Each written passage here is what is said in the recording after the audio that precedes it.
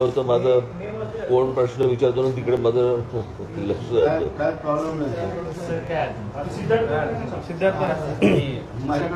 Camera friendly कॅमेराबरोबर तुमचा संवाद चांगला असतो.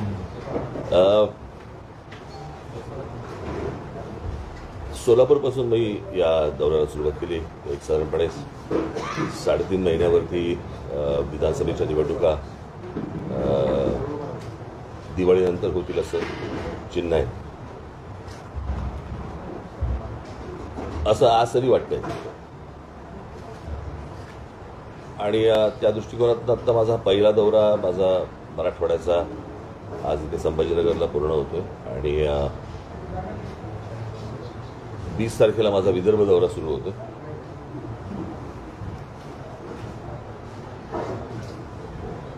तुमच्याकडे काही बातम्या आल्या की मी दौरा आवरता घेतला वगैरे. कुठला आवरता घेतला मला कळलेलं नाही अजूनपर्यंत, कारण माझा दौरा पूर्ण झाला. मध्ये ज्या काही गॅप्स होत्या त्या मी उदाहरणार्थ हिंगोलीला मी राहणार होतो, हिंगोलीला राहायच्याऐवजी मी तिथून कव्हर करून परभणीला आलो वगैरे असं. तर ते आज हा दौरा पूर्ण होतोय माझा. सोलापूरपासून या गोष्टीला सुरुवात झाली आणि गेले अनेक दिवस मराठवाड्यामधलं वातावरण आणि मराठवाड्यामधलं एकूण राजकारण याविषयी पाहत होतो, ऐकत होतो आणि त्याची प्रचितीही आली.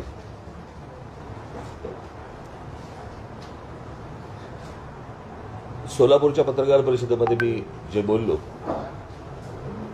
ते मला असं वाटतं सगळ्यांनी पाहिलं, ऐकलं. पण त्याच्यानंतर ज्या जाणीवपूर्वक बातम्या केल्या गेल्या त्या मला असं वाटतं थोड्याशा धक्कादायक होत्या. म्हणजे राज ठाकरेंचा आरक्षणाला विरोध, राज ठाकरे विरुद्ध मराठा समाज, काय वाटेल त्या हेडलाईन्स काही लागल्या. तुम्हाला कदाचित आठवत असेल तर 2006 साली मी पक्षाची स्थापना केली आणि 2006 सालापासून आजपर्यंत आमची भूमिका सुरुवातीपासून एकच राहिलेली आहे की आरक्षण द्यायचंच असेल तर ते आर्थिक निकषावरती द्यावं. ही आमची भूमिका पहिल्यापासून राहिलेली आहे. आणि त्याच्या उपर माझं असं म्हणणं आहे की महाराष्ट्राला खरं तर आरक्षणाची गरजच नाहीये. महाराष्ट्र राज्यासारखं राज्य मला असं वाटतं हिंदुस्थानात दुसरं कुठचं राज्य नाहीये की या राज्यामध्ये शिक्षणापासून ते नोकऱ्यांपर्यंत, उद्योगधंद्यापर्यंत इतक्या गोष्टी इथे उपलब्ध असताना बाहेरच्या राज्यांमधल्या लोकांना इथे सगळ्या गोष्टी मिळतात, पण आमच्या मुलांना मुलींना इथे त्या गोष्टी मिळत नाहीत. त्या जर समजा महाराष्ट्रामधला जर जो कोटा आहे, महाराष्ट्रामध्ये ज्या काही उपलब्ध गोष्टी आहेत या जर समजा आपण नीट वापरल्या महाराष्ट्रातल्या मुलामुलींसाठी, मराठी मुलामुलींसाठी, तर आपल्याला खरं तर आरक्षणाची गरजच नाहीये. इतकं पुरून उरेल इतकं सगळ्या गोष्टी आपल्याकडे महाराष्ट्रामध्ये असताना आपल्याकडे या सगळ्या गोष्टी उभ्या राहत आहेत. आणि मला असं वाटतं ज्यावेळेला बाबासाहेब आंबेडकर, त्यांच्याही अगोदर मला असं वाटतं ज्योतिराव फुले, त्याच्या अगोदर शाहू महाराज, खरं तर आरक्षण ही गोष्ट किंवा अशा प्रकारे दुर्बल घटकांना अशा प्रकारे काही गोष्टी द्याव्यात हे खरं तर शाहू महाराजांनी तेव्हाच सांगितलं आणि त्याच्यानंतर हे सगळं पुढे सुरू झालं. परंतु आर्थिक दृष्ट्या जो मागासलेला आहे अशांना आरक्षण द्यावं, कळलं का? याच्याऐवजी फक्त आपल्याकडे जातीचं राजकारण केलं जातं आणि त्या जातीच्या राजकारणामधनं माती भडकवली जातात. आत्ताची साधी गोष्ट सांगतो, हा माझा संपूर्ण दौरा, या संपूर्ण दौऱ्यामध्ये जरांगे पाटलांचा काही संबंध नव्हता. त्यांचा विषय पण नव्हता, पण त्यांच्या आंदोलनाच्या मागून शरद पवार आणि उद्धव ठाकरेंसारखी मंडळी ज्या प्रकारचं राजकारण करतायत, जे मला मराठवाड्यामध्ये दिसतंय, आणि यातला अजून एक दुर्दैवाचा भाग की या मराठवाड्यामधले काही पत्रकार या सगळ्या गोष्टींसाठी म्हणून इन्व्हॉल्व्ह झालेले आहेत. म्हणजे मला त्यांची नावंही माहिती आहेत, मला कळलं का? ती योग्य ठिकाणी जातीलही, त्याच्या इन्क्वायऱ्या सुरू पण होतील. कोणाला पेवर ब्लॉकचे कॉन्ट्रॅक्ट्स मिळाले आहेत, कोणाला MIDC मध्ये जागा मिळाल्या आहेत, कोणाला किती पैसे मिळाले आणि त्याच्यातनं कशा गाड्या घेतल्या गेल्या आहेत, कळलं का? अशा सगळ्या गोष्टी माझ्या कानावरती आलेल्या आहेत. म्हणजे मी ज्या वेळेला ह्याला होतो, धाराशिवला होतो, त्यावेळेला धाराशिवला मला काही लोक भेटायला तिकडे बाहेर सगळे आले होते. त्या लोकांना भडकवण्याचं काम काही पत्रकार तिकडे करत होते.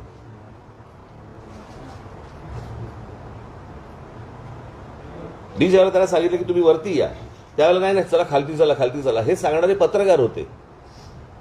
आणि मग त्याच्यातले कोण जण माझ्याबरोबर येणार आणि माझ्याबरोबर बोलणार आणि मग नाही मग तिकडे मग पत्रकार आमच्या चॅनलचे तिथे माईक पाहिजेत वगैरे, हे इथपर्यंत सगळं प्रकरण झालं. त्यातले जे 2 जण होते ते पूर्वीचे असं म्हणतात ते म्हणत होते की पूर्वीचे आम्ही शरद पवारांच्या जवळचे, त्याचे फोटोही आहेत. आता पूर्वीचे तुतारी बरोबर पूर्वीचे फोटो कसे असतात हे मला कळलेलं नाही.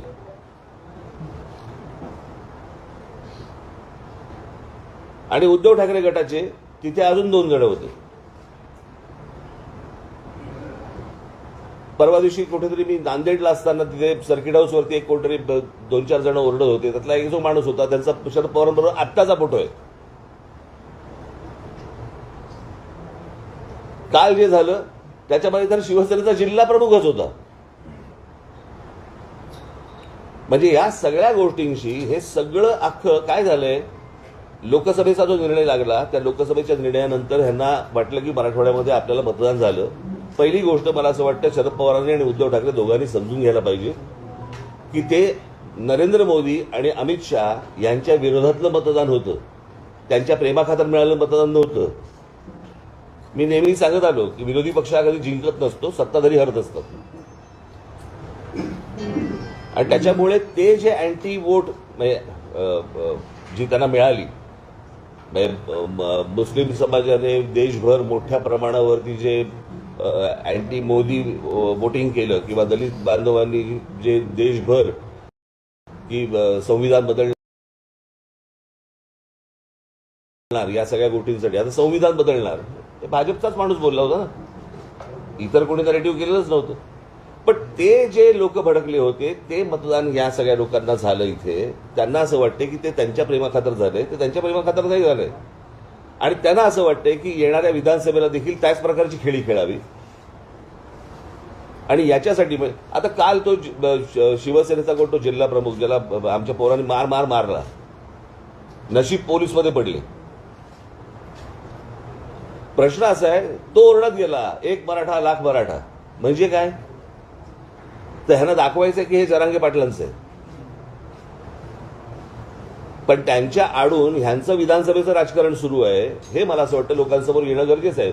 मराठा बांधव असतील, भगिनी असतील, ओबीसी समाजातले बांधव असतील, भगिनी असतील, इतर समाजातले लोक असतील, ह्यांनी ही गोष्ट नीट समजून घेतली पाहिजे. शरद पवारांसारखा आज 82-83 वर्षाचा माणूस आज महाराष्ट्रामध्ये स्टेटमेंट करतो की महाराष्ट्रामध्ये मणिपूर होईल. म्हणजे या लोकांनी मणिपूर होऊ नये याच्यासाठी चिंता व्हायली पाहिजे. ते म्हणतात की मणिपूर होईल म्हणजे ह्यांच्या डोक्यात काय चालू आहे हे तुमच्या लक्षात येईल. पुढच्या 3-3.5 महिन्यामध्ये ह्यांना जेवढे काही दंगली घडवता येतील आणि जेवढ्या काही खास करून मराठवाड्यामध्ये जेवढ्या काही गोष्टी यांना घडवायच्या तेवढ्या घडवण्यासाठी म्हणून यांचे सगळे प्रयत्न सुरू आहेत.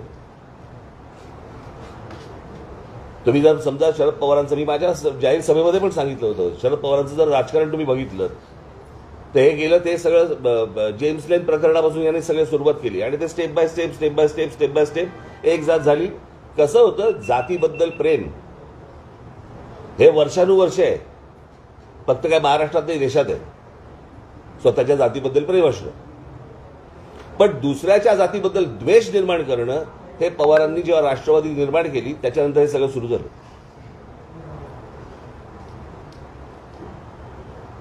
आज माझ्या दौऱ्यामध्ये या लोकांनी अडथळे आणण्याचे प्रयत्न केले. उद्या जर माझं मोहोळ उठलं ना, त्यांना निवडणुकीला एकही सभा पण घेता येणार नाही. त्यांनी माझ्या वाट्याला जाऊ नये या लोकांनी, कळलं का? मी एकदा मागे म्हटलं होतं की यांच्याकडे प्रस्थापित आहेत, माझ्याकडे विस्थापित आहेत.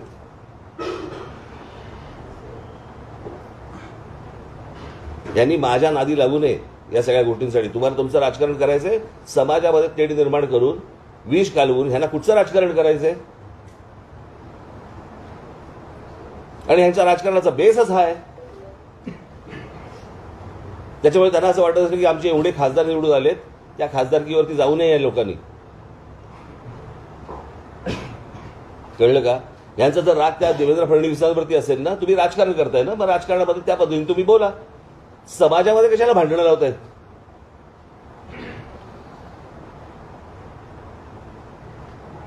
बरं, विषय आरक्षणाचा आहे ना. मला अजूनही आठवते 2003 पहिल्यांदा मराठा समाजाचा मोर्चा त्यावेळेला, ते जे नंतर जे आले ना मोर्चे, ते नंतरचे वेगळे.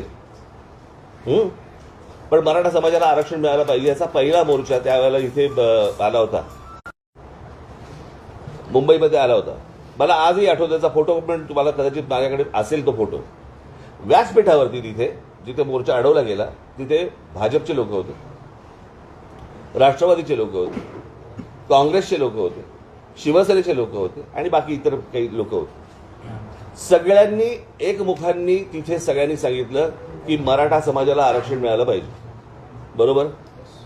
कोणी अडवलं मग पुढे? अडवलं कोणी पुढे? जर तुमचं सगळ्यांचं एकमत आहे तर तुम्हाला थांबवलंय कोणी? मग अजूनपर्यंत गेली अनेक 15-20 वर्ष होत का नाहीये हे? म्हणजे गेली 10 वर्ष केंद्रामध्ये नरेंद्र मोदी पंतप्रधान आहेत किंवा होते, आता तिसरी टर्म सुरू झाली, पण 10 वर्ष तर होते ना, बहुमतात होते. ज्या नरेंद्र मोदींनी बारामतीमध्ये येऊन सांगितलं होतं की मैं शरद पवार जी की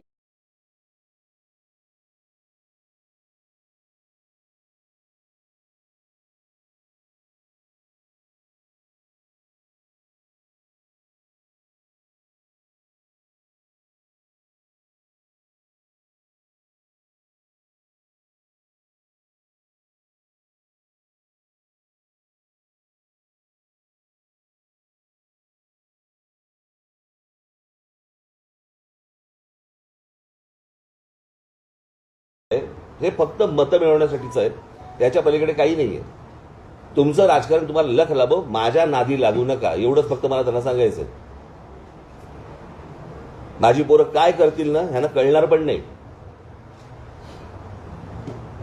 नंतर घरी येऊन आरशापुढे पाठ बघावी लागेल आणि पोट बघावे लागेल आणि गाल पण बघावे लागतील.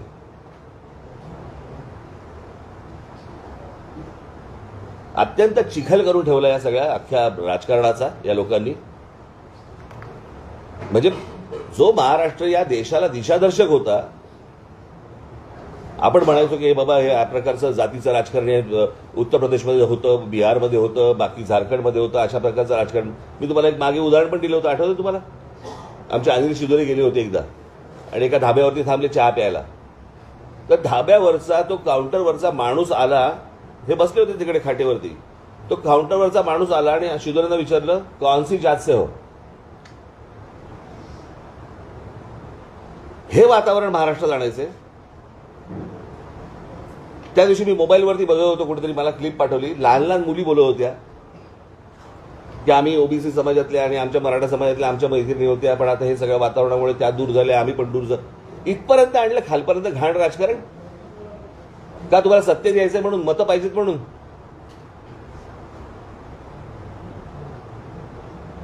शरद पवारांकडे आज त्या वयाचा बुजुर्ग माणूस सत्ता नेता महाराष्ट्रात आता तरी नाहीये. पवारांनी भूमिका घ्यायला पाहिजे की हे असलं जातीचं राजकारण महाराष्ट्रात पसरता कामा नये, विद्वेष पसरता कामा नये. तुम्हीच हातभार लावताय त्याला, तुम्हीच सांगताय महाराष्ट्राचा मणिपूर होईल. पण ह्याचं राजकारणच मुळात तुम्ही पहिल्यापासून जर बघितलं ते फक्त जातीमध्ये विद्वेष पसरून या सगळ्या गोष्टी करायच्या, याच्या पलीकडे ह्याचं दुसरं राजकारण नाहीये. माझी फक्त मराठा समाजातल्या बांधवांना भगिनींना माझी विनंती आहे, ओबीसी समाजातल्या आहे, इतर समाजातल्या आहे, दलित बांधवांमधल्या तिथे पण आहे, ह्यांच्या नादी लागू नका. निवडणुका येतील, निवडणुका जातील, परंतु ही जखम बरी होणार नाही. हे सतत त्याच्यावरती मीठ टाकत राहतील. मी अनेकदा सांगत आलो, अरे एक आपण उदाहरण म्हणून पकडूया. मी मगाशी जे बोललो तुम्हाला, महाराष्ट्रासारखं सक्षम राज्य, याच्यामध्ये तर उद्योगधंदेचा हा भाग आहेच. एक तुम्हाला उदाहरण म्हणून सांगतो. उदाहरण तुम्हाला आठवत असेल, मागे रेल्वेचं आंदोलन झालं होतं, आठवतं ना, की नोकर भरती होती महाराष्ट्रामध्ये आणि त्याच्या जाहिराती होता युपी बिहारच्या वर्तमानपत्रांमध्ये. महाराष्ट्रामध्ये जाहिरातीच नव्हत्या, कोणाला माहितीच नव्हतं. हे आम्हाला कळल्यानंतर हे सगळं सुरू झालं. तीच गोष्ट आपण समजा पकडूया. एक त्यातला एक पार्ट सांगतो, महाराष्ट्राच्या सुबत्तेचा एक पार्ट. मुंबई, ठाणा. मी ठाणा म्हणजे ठाणे जिल्ह्यामध्ये 8 महानगरपालिका आहेत, त्यातले मी फक्त ठाणे शहर पकडतोय. हा, मी बाकीच्या महानगरपालिका पकडत नाहीये. मुंबई, ठाणा, पुणा, नाशिक, नागपूर. मी संभाजीनगर पण पकडत नाही आता. जर या 5 शहरांमध्ये मिळून साधारणपणे किती रिक्षा असतील अंदाज आहे तुम्हाला? साधारणपणे 90 लाख ते 1 कोटीच्या आसपास रिक्षा आहेत. त्यातले जवळपास 60% ते 70% हे रिक्षा चालवणारे परप्रांतातली लोक आहेत. आता माझ्या महाराष्ट्रामध्ये परवाने मिळत आहेत हे त्यांना समजतंय, पण माझ्या महाराष्ट्रामधल्या ग्रामीण भागामधल्या तरुणांना ही गोष्ट समजत नाहीये की महाराष्ट्र राज्य सरकार हे परवाने वाटते. हे काय आजकालमधली गोष्ट नाहीये, हे गेल्या 10-15 वर्षातली गोष्ट म्हणतो मी तुम्हाला. पण महाराष्ट्र राज्य सरकारकडनं ह्या गोष्टी दिल्या जात आहेत. आज मला साधी गोष्ट सांगा, 1 कोटी मुलांना या नुसत्या 5 शहरामध्येच काम मिळालं असतं? इतक्या गोष्टी महाराष्ट्रामध्ये उपलब्ध असताना आमची मुलं तडफडतायत का? या नोकऱ्यांपासून, उद्योगापासून, सगळ्यापासून वंचित का राहत आहेत? याचं कारण सरकार आपलं जरी असलं तरी हे आपल्या मुलांपर्यंत, मुलींपर्यंत या गोष्टी कळवत नाहीये.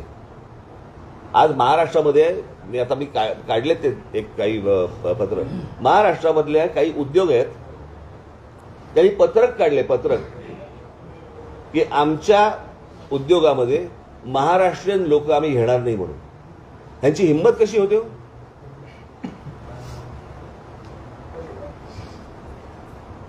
म्हणजे एवढ्या सगळ्या गोष्टी उपलब्ध असताना आम्ही आज फक्त भांडतो आहोत का? आज शैक्षणिक संस्था, इंजिनिअरिंग कॉलेजपासून सगळ्या शैक्षणिक संस्था सर्वात जास्ती कुठे आहेत भारतात? महाराष्ट्रात आहेत, बरोबर? त्या शैक्षणिक संस्थांचे मालक कोण आहेत? बहुतांशी मराठा समाजातले, बरोबर ना? आहेत ना? तरी मराठा समाजातली अनेक मुलं, लाखो मुलं ही शिक्षणापासून वंचित काय? ह्यांना कोण विचारणार प्रश्न? हे यांनी या सगळ्या गोष्टी सत्तेतनं उभ्या केल्या, यांना कोणी विचारणार? म्हणजे ह्यांना कोणी विचारायचं नाही. सरकार सरकारच्या बाजूने, हे यांच्या राजकीय पोळ्या भाजत बसणार, कोणाच्या तरी खांद्यावरनं बंदुका चालवणार आणि इथे आम्ही डोकी फोडत राहणार समाजामध्ये.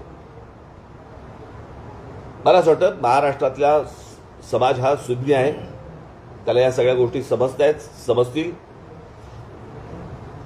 आणि मला, तुम्ही सगळे पत्रकार बांधव आहात, मला तुम्हाला फक्त एवढंच सांगायचं, तुमच्यातले जे काही अशा प्रकारचे विष कालवणारे किडे असतील, मला असं वाटतं त्यांना तुम्हीच वेळीच बाजूला सारणं गरजेचं आहे किंवा त्यांना एक्सपोज तरी करणं गरजेचं आहे. हे एकदा हाताबाहेर प्रकरण गेलं ना, नंतर आवरता येणार नाही.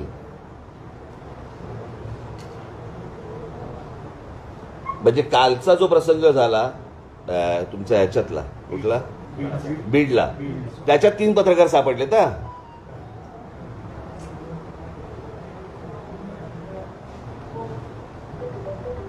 ही कोणती पत्रकारित आहे?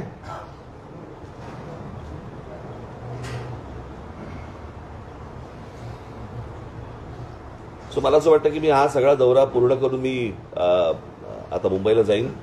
20 तारखेला माझा विदर्भाचा दौरा सुरू होईल.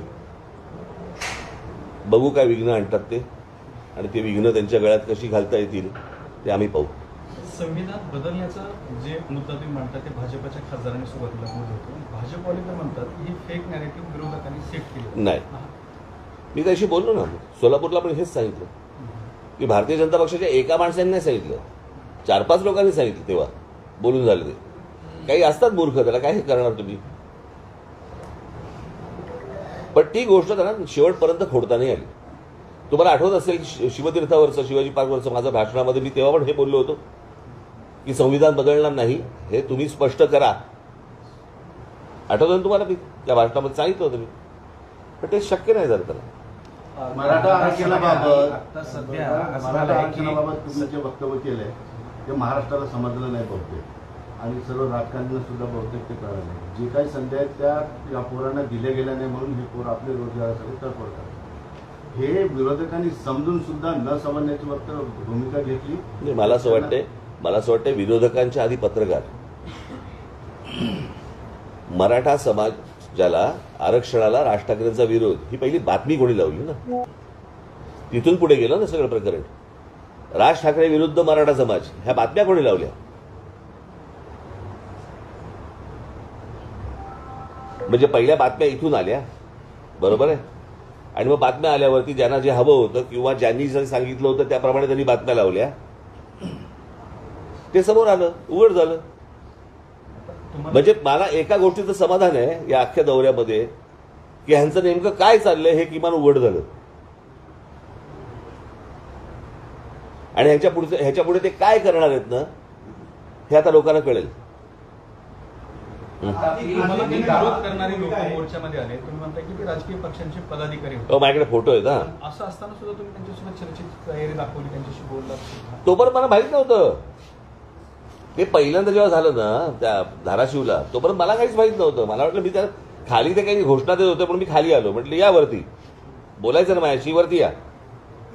ते वरती यायच्या खालतीच गेले. यापूर्वी आर्थिक निकषावर गेलेले जे आरक्षण टिकलेले नाही, सुप्रीम कोर्टापर्यंत टिकलेले नाही. मला बघा प्रश्न असा आहे, मला एवढंच म्हणायचं आहे, हा आपण ज्याला आपण आर्थिकदृष्ट्या जो मागासलेला आहे त्याला वरती आणलं पाहिजे असं सगळ्यांची इच्छा आहे ना.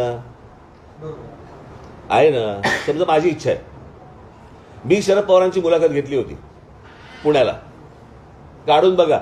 हा प्रश्न मी त्यांना विचारल्यावरती त्यांनी सांगितलं होतं आर्थिक निकषावरतीच आरक्षण दिलं गेलं पाहिजे. टिकत म्हणजे कोणी टिकवायचं नाही, टिकवायचं कोणी टिकवायचं शेवटी बघा प्रश्न असा आहे, शहाबानू प्रकरणामध्ये जर समजा सुप्रीम कोर्टाचा निर्णय फेटाळण्याची ताकद जर लोकसभेमध्ये आहे तर लोकसभाच आहे ना. आणि आपल्याकडे ईडब्ल्यूएस आहे. उद्धव ठाकरे हीच भूमिका घेतली की ते म्हणले उद्धव ठाकरे हीच भूमिका घेतली, आरक्षणाची मर्यादा वाढली पाहिजे तरच ते आरक्षण देता येईल. तुमची त्याच्याबद्दल काय भूमिका? म्हणजे 50% कॅप उठवणं जी आहे, मर्यादा 50% वाढवणं, केंद्राच्या हातामधला हा निर्णय आहे. मला असं वाटतं की खरी गरज कोणाला आहे ना ते पहिलं तपासणं गरजेचं आहे. कळलं का? हे तुम्ही टक्क्यात जाऊच नका. या टक्क्याला काय अर्थ आहे? निवडणुका आल्या की भाजपकडनं सातत्यानं आरक्षणाचे वादे केले जातात. धनगर आरक्षणाच्या बाबतीत सुद्धा त्यांनी असाच पद्धतीचा मागच्या निवडणुकीच्या आधी त्यांनी वादा दिला आणि त्यानंतर 5 वर्ष हा मुद्दा तसाच राहिला. भाजप सुद्धा या जातीय राजकारणाचा वापर करते असं वाटतं तुम्हाला? केलाच ना, त्यांनी पण केलंच की. माझं तेच तर म्हणणं आहे ना की हे सगळे मिळून, परंतु या सगळ्या ह्याच्यामध्ये आता गेल्या लोकसभेनंतर जे सुरू झालंय त्याच्यानंतर काय शरद पवारांची राष्ट्रवादी आणि उद्धव ठाकरेचा काय जो गट जो असेल तो, हे ज्या हिरिरीने पुढे आलेत विष पसरवायला ते जर जास्तीच आहे.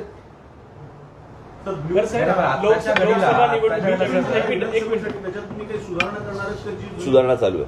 साहेब, लोकसभा निवडणुकीच्या वेळेस मनसे नरेंद्र मोदी दिल्लीत पाहिजे म्हणून त्यांच्या सोबत होतं. आता विधानसभेला तुम्ही महाराष्ट्रभर दौरा करतायत, विधानसभेचे काही उमेदवारी सुद्धा तुम्ही जाहीर केल्यात मनसेच्या. मग महाराष्ट्रात आपल्याला एकनाथ शिंदे, फडणवीस, अजित पवार नकोत का? प्रश्न असा आहे ना, काय आहे, 3 लोकांची एक कंपनी आहे, त्यांचे स्टेक ठरलेले नाही आहेत. कुठून चौथा पार्टनर घेणार? महाराष्ट्रात खरी गरज ज्यांना, आरक्षणाची खरी गरज ज्यांना आहे त्यांना दिलं पाहिजे. म्हणून मराठा समाज जी आरक्षणाची मागणी करते तर त्यांना आरक्षणाची गरज आहे असं तुम्हाला वाटतं का? सर जो गरीब आहे त्याला असणारच ना. कळलं का? मराठा मराठा काय आणि कोणी काय, तुम्ही कशाला त्याच्यात फोड करताय? मी आत्ता हे जे पत्रकार आहेत ना इथे समोर उभे आहेत, बरोबर आहे, इथे उभे राहा आणि सांगा यांची जात कुठची. सांगता येईल का यांची जात कुठची? सांगता येईल का? नाही ना. आपण कशाला फोड करतोय? त्या जातीचं आंदोलन सुरू आहे म्हणून. हो, पण म्हणूनच माझं तेच म्हणणं होतं. आता मागच्या वेळेला पण मी आठवत असेल तर तुम्हाला, जरांगे पाटलांचं आंदोलन चालू असताना तिथे बोललो होतो ना मी. होतात ना तुमच्यापैकी कोणी तिकडे? की तो टेक्निकल प्रॉब्लेम आहे. आणि कसं आहे, हा फक्त महाराष्ट्रातल्या मराठा समाजाचा विषय येत नाही. एक जर विषय आला तर बाकीच्या राज्यांमधल्या ज्या इतर जाती आहेत त्यांचाही विषय येतो बरं. आणि त्या बाकीच्या राज्यांमध्ये कोणी काढायला तयार होत नाहीयेत. सध्या जाती मतांचं राजकारणच सगळे पक्ष डोळ्यासमोर ठेवलं आहे ना. सगळ्या पक्षांचा एकच अजेंडा दिसतो, जातीय बघा, राजकारण. माझं असं म्हणणं आहे, माझं सांगणं कोणाला आहे? राजकीय पक्षांना नाही आहे. माझं सांगणं समाजाला आहे की हे जे विष कालवत आहेत, ह्या विष कालवण्याला तुम्ही थारा देऊ नका. एवढंच फक्त माझं म्हणणं आहे.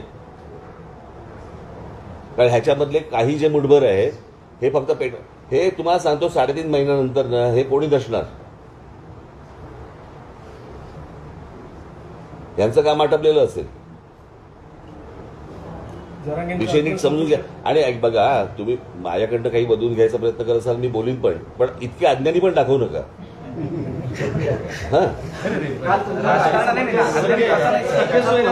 काही संबंध नाही. मात्र आम्हाला इशाऱ्याने धमकी देऊ नका. तुम्हाला जर धमक्या द्यायच्या असतील तर फडणवीस आणि महाराष्ट्र धुळ्यांना द्या, असं संजय राऊत म्हणाले. कोणाला? नाही, ती शरद पवारांची सोंगटी आहे. ती करवली, त्यांच्या अमंगल कार्यातली करवली आहे ती. कळलं का? ती उंबरठ्यावरती बसून तिकडेच आयुष्य जिजवणार. तुम्हाला उत्तर प्रदेश, बिहार आणि महाराष्ट्र याच्यातल्या राजकीय पट्टाचा तुम्हाला काय म्हणतो? काय सॉरी, एकूण बिहारचा आणि महाराष्ट्राचा जो राजकीय पट आहे त्याच्याविषयी तुम्हाला काय म्हणायचं? कारण नाही, त्यांच्यासारखा पट आपण निर्माण करतात इथे लोक. असा महाराष्ट्र तुम्ही पाहिलात का हो? जरा मला जरा सांगा. तुमच्यातलं आता माझ्याकडनं काय वधून घेणं आणि तुम्हाला काय छापणं बिपणं हा जरा आपण बाजूला सारू. पण एक पत्रकार म्हणून तुम्ही इतकी वर्ष या सगळ्या फील्डमध्ये आहात, मराठवाड्यामध्ये आहात, असा होता का हो महाराष्ट्र? बाकी सगळं ठीक आहे, राजकारण होत राहील, बाकीच्या सगळ्या गोष्टी होत राहतील. एकदा कधीतरी आपण स्वतःला पण विचारलं पाहिजे ना, असे होतो का आपण? राजकारणी सुद्धा म्हणजे आता कसं आहे, महापुरुष जातीमध्ये वाटून घ्यायचे, संतांची आडनावं बाहेर काढायची, हे असं नव्हतं कधी. हे ज्यांना त्याच्या मागून जे त्यांना राजकारण जे खेळायचंय तेच हे सगळे उद्योग करतायत. पण राजकारणी सुद्धा त्यावर डिसेंट होते. राजकारणी सुद्धा बदलले जातात. राजकारण्यांना सुद्धा हे जातीचे संघर्ष हवे आहेत. म्हणजे लोकही बदलले, महाराष्ट्र बदलले, नेते बदलले. आता मी परत तेच सांगतो, पत्रकारही बदलले. नक्कीच बदलले. बरोबर ना? सगळ्यांनी पवार आणि ठाकरे यांच्यामुळे जर परिस्थिती बिघडते असं तुमचं म्हणणं आहे, तर मग शिंदे असतील, फडणवीस असतील किंवा अजित पवार असतील, ह्यांची नेमकी भूमिका काय आहे? हे बघा, मी तुम्हाला एक गोष्ट सांगू का, या सगळ्या ह्याच्यामध्ये सगळ्यांनीच या जातीचं समीकरण ह्याच्या अगोदर आखली. पण हे ज्या प्रकारचे तीव्रपणे जे विष कालवत आहेत, असं मी तुम्हाला एक अजित पवारांबद्दल एक गोष्ट तुम्हाला सांगतो. हे ज्या वेळेला शरद पवार ज्या वेळेला बरोबर होते ते बरोबर, आणि पवारांचं हे सगळं राजकारण सुरू होतं ना जेव्हा, बरोबर, ते जेम्स लेन, मी तुम्हाला नक्की खात्रीला एक सांगतो, अजित पवार कधी जातीच्या राजकारणामध्ये कधी पडले नाहीत, एवढं निश्चित. बाकी माझे अनेक मतभेद असतील, माझे असतील, अनेकांचे असतील, पण जी योग्य गोष्ट आहे, मला असं वाटतं ते कधी जातीच्या बाबतीत आजपर्यंत त्याचं कधी वक्तव्य पण ऐकलेलं नाही आणि ते कधी या बाबतीत भानगडीत कधी पडलेलं नाही. मग एकीकडे होत असताना सर राहुल गांधी आणि बाकीचे नेते सुद्धा जातीय निहाय जनगणनेची मागणी करतात. मी परत तुम्हाला तेच सांगतो, जात तुमची काय जात असेल मला माहिती नाही, पण जात तुमची तुम्हाला प्रिय असेल, दुसऱ्या जातीबद्दल विद्वेष पसरवू नका, एवढंच माझं सांगणं आहे ना. आपण 30 रेकॉर्ड घासतोय की नाही मगापासून, बरोबर, हा, तेवढंच माझं म्हणणं आहे. जातीचं राजकारण हे काही नवीन नाहीये महाराष्ट्राला आणि देशाला, पण ह्या प्रकारचं राजकारण तुम्ही ह्याच्या अगोदर कधी पाहिलं नसेल. यातून बाहेर कसं पडायचं हा एक विषय आहे. असं म्हटलं की तुम्ही आंतरवलीला गेल्यानंतर तिथे तुम्ही त्यांना सांगितलं होतं. या वक्तव्यावर उत्तर देताना जरांगे पाटील असंही म्हटले की ते त्यांनी माझ्याकडे ऐकून घेतलं, ऐकल्यानंतर असं म्हटलं की असं असेल तर मराठा समाजाला आरक्षण मिळालं पाहिजे. माझं मी तुम्हाला दुसरं आज त्यांनी आणखीन एक असं वक्तव्य केलंय आपल्या वक्तव्यानंतर की आता राज ठाकरे यांच्या विरोधात आंदोलन करू नका, गरज पडली तर मी मुंबईला जाऊन राज ठाकरेंची गचुंडी पकडेन. गचुंडी. अच्छा. हे त्यांचे शब्द आहेत का तुम्ही कोणी भरले? त्यांचे शब्द आहेत. अच्छा, मग मी त्यांच्याशी भेटल्यावरती बोलीन त्यांच्याशी. सर आरक्षण या एक मुद्द्यावर मिनिट, पहिली गोष्ट मला पूर्णतः करू देत रे. एकाने एक प्रश्न विचारल्यावरती लगेच दुसरा काय प्रश्न विचारत आहे. हा, त्याच्यात ते काय बोलले? मुळात पहिली गोष्ट लक्षात घ्या, हे काही त्यांनी पाठवलेली माणसं नव्हती. बरोबर आहे. आणि कोण माणसं होती हे मी तुम्हाला मगाशी सांगितलं ना. आपण का परत तेच बोलतोय? मी बसलोय म्हणून तेच विचारताय का तुम्ही? की प्रश्न संपलेत? नाही, त्यांचं आज नाही, झालं, आता संपला विषय. मी मगाशी तुम्हाला सांगितलं त्याप्रमाणे त्यांची माणसं नव्हती. हे काय त्यांच्या बरोबरचे आंदोलनकर्ते नव्हते. हे शरद पवार आणि उद्धव ठाकरेच्या बरोबरची माणसं आहेत ही. त्याच्याबद्दल काय बोलायचं मगाशी बोललोय मी. सर अशा परिस्थितीमध्ये आता आपण मग पुढे जायचं कसं? कारण हे जर त्यांचा जर बघू दंगल आता. घडवण्याचा कट आहे किंवा या सगळ्या जाती द्वेष तुम्ही वाढवण्याचा प्रयत्न आहे, अशा परिस्थितीत काय तुम्ही केलं सगळे चांगले पत्रकार आहात असं मी समजतो. नाही, तुम्ही सांगितलं पाहिजे सर. मनसे अलर्ट किती राहा. जागा लढवेल? अलर्ट राहा. या मुद्द्यावरती संपूर्ण बांगलादेश याच्यामध्ये हिंसाचार झाला, हिंदूंच्या घरांवरती तिकडे अटॅक होत आहे. ते जर शरण आले भारतात तर त्यांना तुमचा पाठिंबा असेल? कोणाला? त्याने काय अहो, सगळ्या जगाची काय गोष्टी आपण व्हायच्यात का? त्यांचं त्यांना बघू देत ना. शेवटचा प्रश्न या सगळ्यांमध्ये रोज शेवट काय किशन सिंहांना बघताय? जे तुम्ही पत्र लिहिलं होतं, आरक्षणाचा लढा असेल, जातीचा लढा, 1-2 मिनिटं बसा. नाही, पुढे बोला. या सगळ्यांचा शेवट कसं बघताय तुम्ही महाराष्ट्रात? बघू आता. सगळ्यांनी एकत्र येऊन नीट पुढे गेलं पाहिजे. विधानसभेचं सांगा.